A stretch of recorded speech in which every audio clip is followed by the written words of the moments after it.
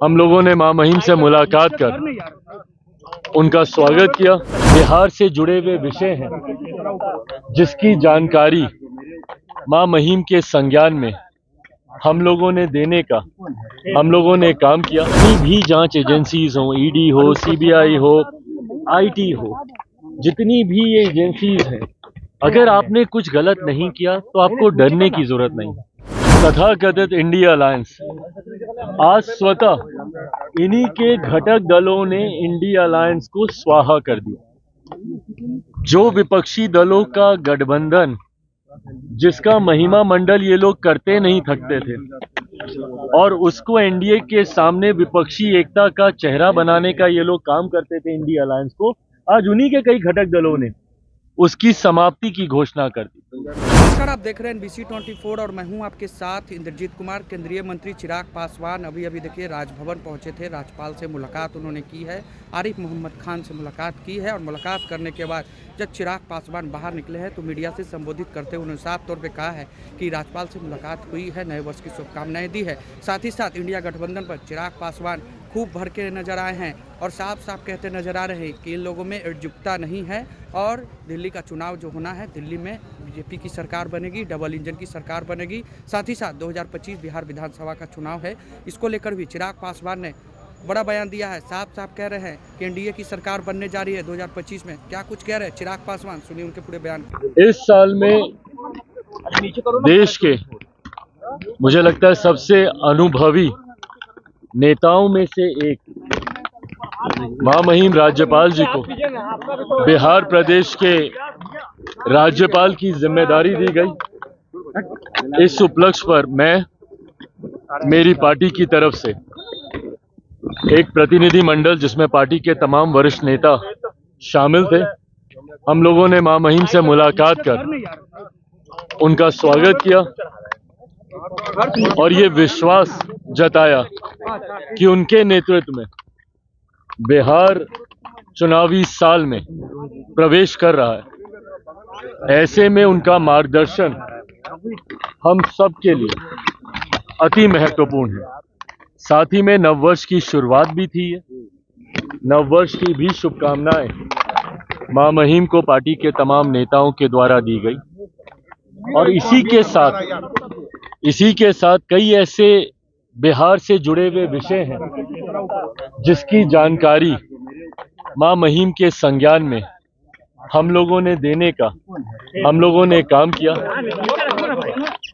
कुल मिलाकर ये पहली औपचारिक मुलाकात लोक जनशक्ति पार्टी रामविलास के नेताओं की मां महिम के साथ थी। बहुत खूबसूरत ये मुलाकात रही। मां महिम के संबंध व्यक्तिगत तौर पर भी मेरे परिवार के साथ लंबे समय से रहे हैं। मेरे नेता, मेरे पिता आदरणीय रामविलास पासवान जी ने, दोनों ने साथ मिलकर भाइयों की तरह कार्य करने का काम किया। एक ही कैबिनेट का दोनों हिस्सा रहे। कई उतार चढ़ाव राजनीति के दोनों ने साथ मिलकर देखे। मैं बच्चा था तब से इनके साथ मेरा परिचय रहा है। उस नाते भी आज उनसे मिलना एक सुखद अनुभव रहा। चिराग जी, राजद के विधायक हैं आलोक मेहता, उनके 16 ठिकानों पर ईडी की रेड चल रही है। भाई देखिए, मैंने हमेशा इस बात को कहा है, जितनी भी जांच एजेंसीज हो, ईडी हो, सीबीआई हो, आईटी हो, जितनी भी ये एजेंसीज हैं, अगर आपने कुछ गलत नहीं किया तो आपको डरने की जरूरत नहीं। ये जितनी भी रेड होती हैं, ये किसी ना किसी जानकारी के आधार पर ही होती हैं। अगर आपने कुछ गलत नहीं किया तो आपके साथ कुछ गलत होगा नहीं।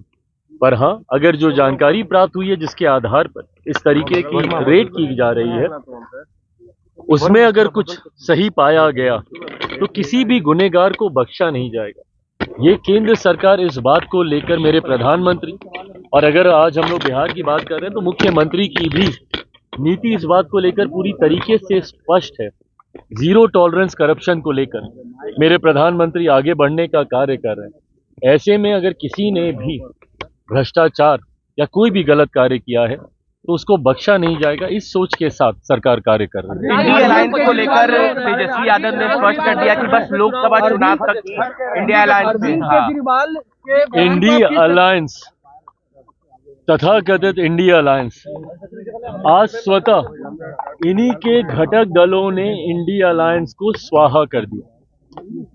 जो विपक्षी दलों का गठबंधन, जिसका महिमा मंडल ये लोग करते नहीं थकते थे और उसको एनडीए के सामने विपक्षी एकता का चेहरा बनाने का ये लोग काम करते थे इंडिया अलायंस को, आज उन्हीं के कई घटक दलों ने उसकी समाप्ति की घोषणा कर दी। ऐसे में एक बात तो तय हो गई है कि विपक्ष पूरी तरीके से बढ़ चुका है। और इस बात को मैंने कई बार बोला है कि जब महत्वाकांक्षी दलों का गठबंधन होता है तो वो कभी एक साथ नहीं रह सकता। ऐसे भानुमति के कुनबे को कई बार बनते और बिगड़ते हम लोग देख चुके हैं। 2014 से देश में प्रधानमंत्री नरेंद्र मोदी जी को हराने की सोच के साथ कई बार ऐसे महत्वाकांक्षी दलों का गठबंधन बना और परिणाम क्या हुआ कि ये लोग एक दूसरे की काट ही करने के लिए लग जाते। दिल्ली में अभी चुनाव है, इनके घटक दल आधे आम आदमी पार्टी को सपोर्ट कर रहे हैं। कांग्रेस का नेतृत्व, देश की जनता तो नकार ही चुकी है, कांग्रेस का नेतृत्व इनके घटक दल तक स्वीकार करने को तैयार नहीं है। तो ऐसे में एक बात तय है कि एनडीए के सामने कम से कम अब विपक्ष कहीं नहीं ठहरता। मुझे तो बिहार में भी नहीं पता, जब केंद्र में अगर विपक्ष की यह हालत है तो क्या राजद, वाम दल, कांग्रेस, ये तमाम दल एक साथ मिलकर चुनाव लड़ेंगे? क्योंकि कांग्रेस की भी महत्वाकांक्षाएं, अभी तो 100 का आंकड़ा इन्होंने पार नहीं किया, पर महत्वाकांक्षाएं तो बढ़ी हुई हैं। चुनाव आते आते तक बिहार में भी ये इंडिया अलायंस है, महागठबंधन है, यूपी है, मुझे नहीं पता कि क्या है, पर मुझे नहीं लगता कि चुनाव आते आते तक बिहार में भी विपक्षी दल एक साथ रह पाएंगे। ये सोच एक सत्ताधारी, एक राज्य की सत्ताधारी दल के प्रमुख की ये सोच, और वो भी एक ऐसे राज्य की सत्ताधारी पार्टी जो कि देश की राजधानी है। आम आदमी पार्टी के प्रमुख पूर्व मुख्यमंत्री अरविंद केजरीवाल जी ने जिस तरीके से यूपी बिहार के लोगों को लेकर आपत्तिजनक टिप्पणी करने का काम किया है, इसको कतई बर्दाश्त नहीं किया जा सकता। यूपी बिहार के लोगों को फर्जी कहना, ये कहना कि ये लोग फर्जीवाड़ा करते हैं, आके पहचान पत्र बनाते हैं, किस तरीके की सोच है ये? आज अभी हम लोग महामहिम के साथ बैठे हुए थे और उसमें ये चर्चा हुई, ये वही यूपी बिहार के लोग हैं। अगर एक दिन अगर ये लोग कार्य ना करें तो कहीं ना कहीं देश की गति थमने पर आ जाएगी। इतना महत्वपूर्ण योगदान है। और ये किस तरीके की बांटने की सोच है? क्या चाहते हैं पूर्व मुख्यमंत्री अरविंद केजरीवाल जी कि भारत में अब ड्यूअल सिटीजनशिप लागू कर दी जाए क्या? क्या आप देश के नागरिक अलग और राज्य के नागरिक अलग? ये देश की वो राजधानी है जहां पे देश भर से लोग आते हैं। और किस तरीके का संदेश आप उस राजधानी से आप देना चाह रहे हैं? और कल को आपको वोट भी इन्हीं का चाहिए, जाएंगे भी इनके पास और इन्हीं को गाली भी देंगे। ये वही है जो कि महाराष्ट्र में भी एक राजनीतिक दल था, जो महाराष्ट्र में बिहारियों के ऊपर लाठी चलाने का काम करता था, और आज उद्धव ठाकरे जी की पार्टी, और आज वही सोच को अरविंद केजरीवाल जी, ये पूरी तरीके से फ्रस्ट्रेशन है इनकी। जिस तरीके से आज एनडीए गठबंधन को हर सर्वे में बढ़त मिल रही है, जिस तरीके से एक बात है कि पिछले 10 सालों में लगातार इनकी सरकार होने के बावजूद ये अपने वादे पूरे नहीं कर पाए।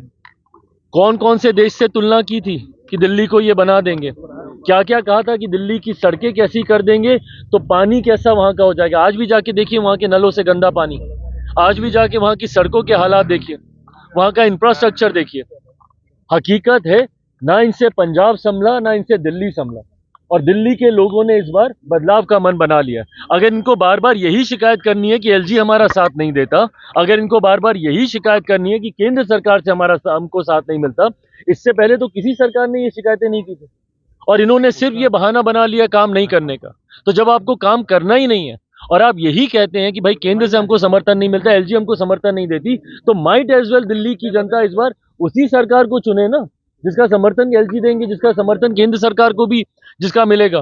और जिनको बहुत खूबसूरत शब्दों में हमारे प्रधानमंत्री जी डबल इंजन की सरकार कहते हैं। इस बार ये बात तय है कि 8 फरवरी को जब परिणाम आएंगे तो दिल्ली में डबल इंजन की सरकार होगी। भाजपा के नेतृत्व वाली एनडीए की सरकार दिल्ली में बनने जा रही है, इसमें कहीं कोई संदेह नहीं। बीपीएससी के मुद्दे पे भी बात हुई क्या? शुरुआती दिनों में ही तेजस्वी यादव ने कहा कि इस साल बिहार में एनडीए की विधायक। अच्छा सुनिए ना, इनकी ये आदत बन गई, आप इनके बयान निकाल के देख लीजिए ना। लोकसभा के वक्त क्या बोलते थे, सुपड़ा साफ हो जाएगा, खाता नहीं खोल पाएंगे। हर चुनाव में वही रटी रटाई बातें। परिणाम क्या होते हैं? अभी उपचुनाव में परिणाम दिख गए ना इनको।